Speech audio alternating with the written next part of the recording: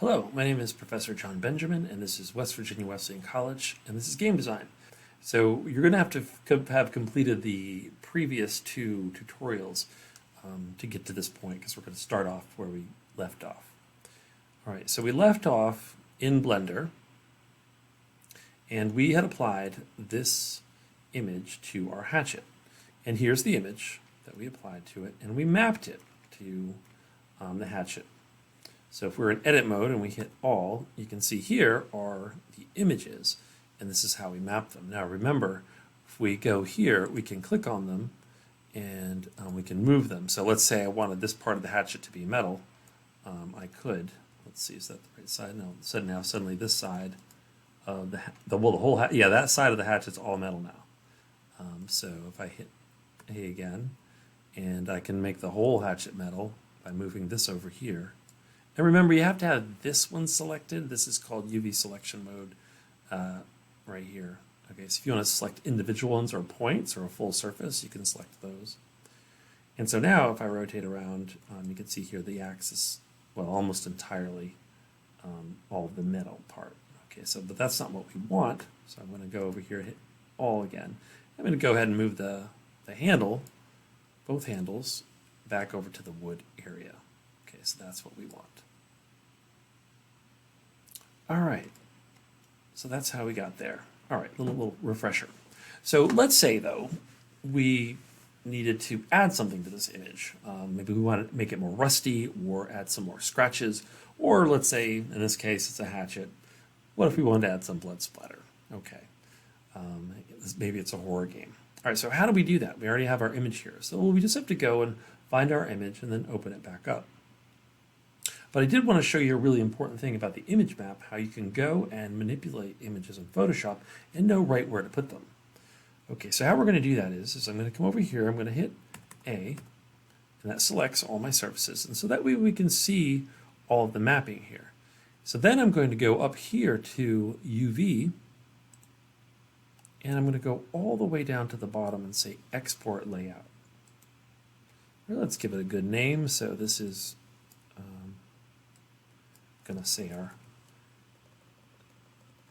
our axe UV map. That's a pretty good name. All right, I'm going to put that in my Blender folder. Seems like a good place. And export. Okay, so now we're going to go back or over into Photoshop. All right, so you'll need to find this image that we worked on last time. Has the metal and the wood. All right, and then I'm going to open up that UV PNG that we just exported. So I'm going to go to my folder here, Axe UV map. All right, there it is. And you can see that's all it is. I'm just going to drag that into my file here and hit return. And there we have it. And so I can turn that on and off. This is my layers palette. Sorry, many of you may not be familiar with Photoshop. If this palette isn't open, then you go up to the top and you say Window and Layers. And that'll toggle it on or off. Okay, that's my layers palette. And you can see here there's a little eye in the layers palette. You can turn off and on a layer, like so. Now, for some of you, depending on how we left this last time, these two images might be separate. If they are, then you're all set. If they're not, then I'm just going to go ahead and chop those up. I'm going to show you how to do that. So over here you can see that for me, they're my background layer and it's locked. So I'm just going to unlock them. And then I'm going to go to what's called my Marquee tool, which is right here. And I can click and drag out a guide. That helps sometimes, but you don't have to. And I'm just going to go ahead and click drag this marquee here. Now, if you mess up, you just want to hit deselect. So you can say select and deselect. All right, and I'm just going to go back to the marquee, and I'm just going to click and drag out this box like so. And then what I can do is I can just simply say edit and cut, and then just simply edit and paste.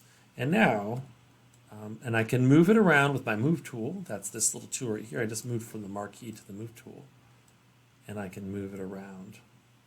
So then you can see they're on two layers. So now over here in our layers palette, we have these three different layers. So I've got my Axe UV map, my layer 1, and my layer 0. I'm going to call layer 1 metal, so I know what's going on.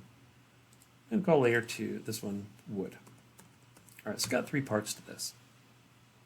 All right, but let's say we wanted to add some blood splatter to this. So I have a blood splatter file that you can download from Canvas.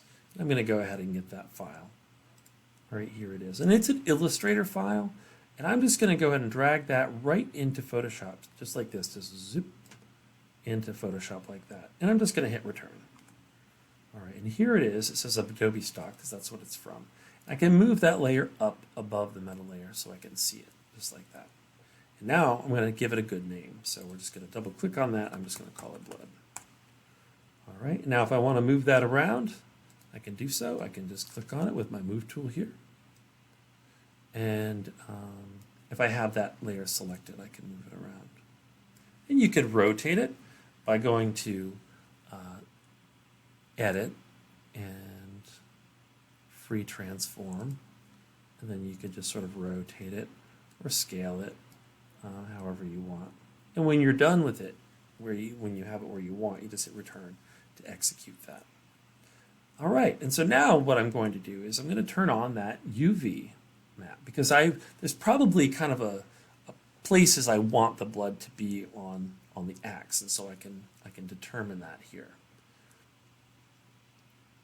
Okay, so let's say I want it on, let's just on the tip top here, maybe the bottom, and I'll rotate this again. We'll go to Edit, Transform, or Free Transform, and say I'm just going to make the front of the axe be mostly blood like that. And I want it on this side of the axe as well, so I can duplicate it. I can come here to my layer and just click on this drop-down menu and say Duplicate Layer. And yeah, we'll just call it Blood Copy, that seems fine. And now I've got 2 copies of blood, and I can move this one around.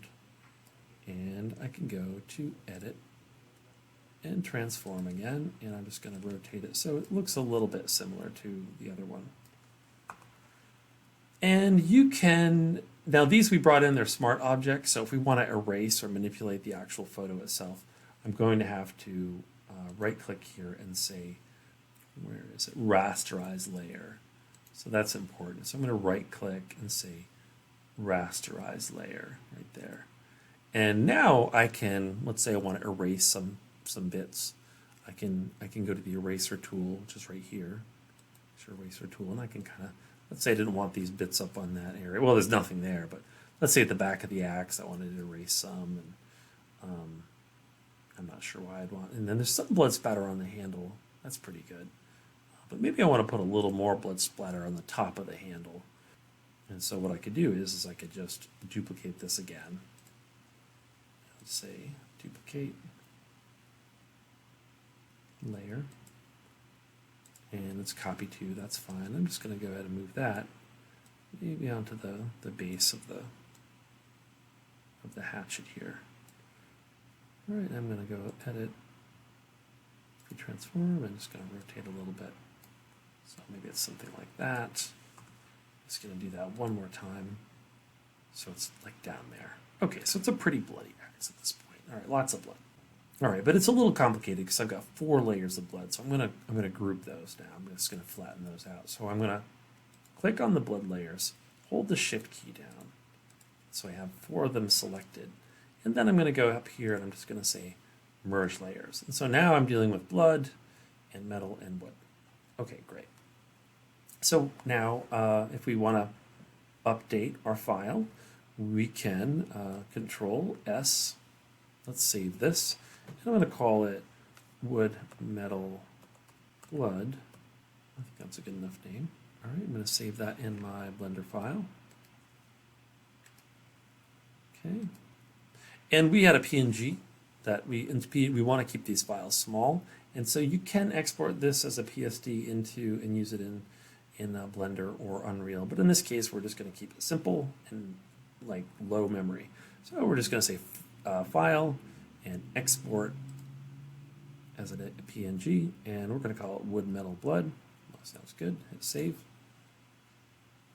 And then we're going to come back over to Blender, and we will have to update these because this is just this file's wood metal.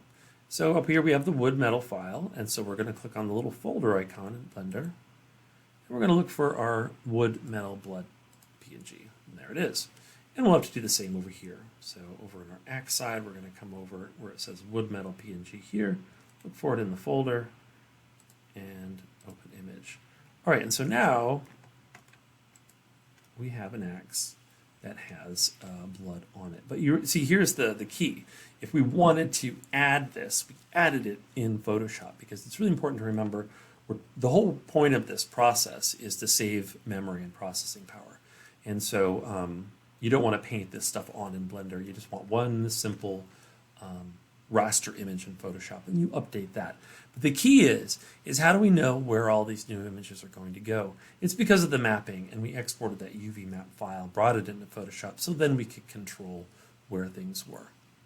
Okay, so that's how we can update our image and add to our image, and so without creating a whole new actor. So now we can just simply export that as an FBX. So again, I'm just going to say File, Export, FBX. And we're going to call this Axe Blood. I'm not going to call it, just Axe Blood. All right, FBX and export. And then once we go into Unreal Engine, I'm going to make sure that I have a My Content folder. Okay, very good. And I'm going to go ahead and just drag that file right in here. I can import it, but I'm just going to drag it in. Blood, I think that was what I called it. Let's bring that right in. And we're just going to say import all. All right, and there's the axe. And it came in with its material and the new PNG file. So all that got imported with it. So let's just drag that axe into Unreal here. Let's lift it up a little bit there. And that's how that's done. Okay, and then in the next video, we're going to show you how to do channel packing. So right now it looks pretty much like a raster image. It's just simply wrapped on there. It doesn't have a lot of texture added to it. And so that's what we're going to do next. That's called channel mapping. All right, so we'll see you next time to do that.